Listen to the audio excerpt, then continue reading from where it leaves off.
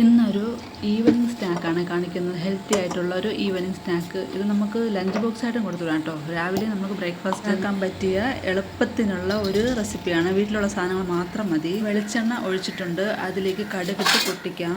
എന്നിട്ട് കറിവേപ്പിലയും സാധാരണ കറികളൊക്കെ താളിക്കില്ലേ അതുപോലെ തന്നെ വെളുത്തുള്ളി ഇല്ലേ അത് തോലോട് കൂടി തന്നെ നന്നായിട്ട് കഴുകിയെടുത്തിട്ട് ഉണക്കമുളക് ഇട്ട് നന്നായിട്ട് ക്രഷ് ചെയ്തെടുക്കാം.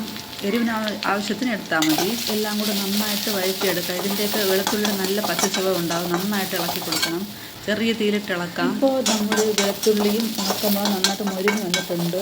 ഇനി ഇതിലേക്ക് ചെറുതായിരിക്കും സവാള ചേർത്ത് കൊടുക്കാം. നീളത്തിൽ എങ്ങനെ വേണമെങ്കിൽ അരിയാൻ കേട്ടോ. അത് ഇന്നൊന്നുമില്ല. അരിഞ്ഞിട്ട് മസാലയ്ക്ക് ആവശ്യമായിട്ടുള്ള ഉപ്പിട്ട് നന്നായിട്ട് ഇളക്കി കൊടുക്കണം. ഈ സമയമെല്ലാം തീ മീഡിയത്തിലായിരിക്കണം കേട്ടോ. നമുക്ക് നോൺ സ്റ്റിക്ക് പാൻ വേണമെങ്കിൽ എടുക്കാം. ഇതിന് വേണ്ടിയിട്ട് സവാളയല്ലേ അത് ഒരുപാടൊന്നും വഴന്ന് പോകണ്ട. പകുതി മാത്രം വഴന്ന് വന്നാൽ മതി. എന്നിട്ട് അടച്ചിട്ട് വേവിച്ചെടുക്കണം.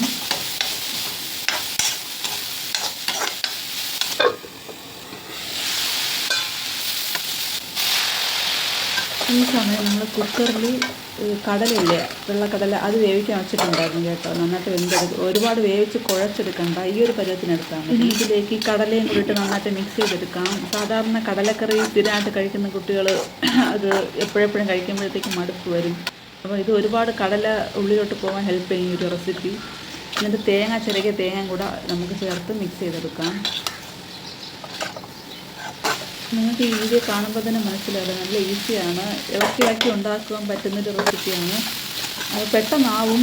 കടല വേവിക്കുന്ന സമയം സവാള അരിയുന്ന സമയം ഇതൊക്കെ തന്നെ. ബാക്കിയെല്ലാം വേഗം കുക്കിംഗ് ടൈം വളരെ കുറവാണ്. ഇപ്പോൾ ആയിട്ടുണ്ട്. നിങ്ങൾക്ക് ഇതിൻ്റെ കൂടെ വേണമെങ്കിൽ വെജിറ്റബിൾസൊക്കെ ആഡ് ചെയ്യും കേട്ടോ. ക്യാരറ്റ്, ക്യാബേജ് അതൊക്കെ. അവസാനമായിട്ട് ചാട്ട് മസാലയും കൂടെ ചേർത്ത് കൊടുക്കാം. ഒരു ക്രഞ്ചിനെസ്സിന് വേണ്ടിയിട്ട് ബാക്കി സവാള വെച്ചിട്ടുണ്ടായിരുന്നു. അതും കൂടെ ചേർത്ത് മല്ലിയിലയും കൂടെ ചേർത്തിട്ട് നമുക്ക് തീ ഓഫാക്കാം. അപ്പോൾ എങ്ങനെ ഉണ്ടാക്കിയല്ലേ, ഈസി അല്ലേ? അപ്പോൾ വീഡിയോ ഇഷ്ടപ്പെട്ടാൽ ലൈക്ക് ചെയ്യാനും സബ്സ്ക്രൈബ് ചെയ്യാനും കമൻറ്റ് ചെയ്യാനും മറക്കല്ലേ. ടാറ്റാ.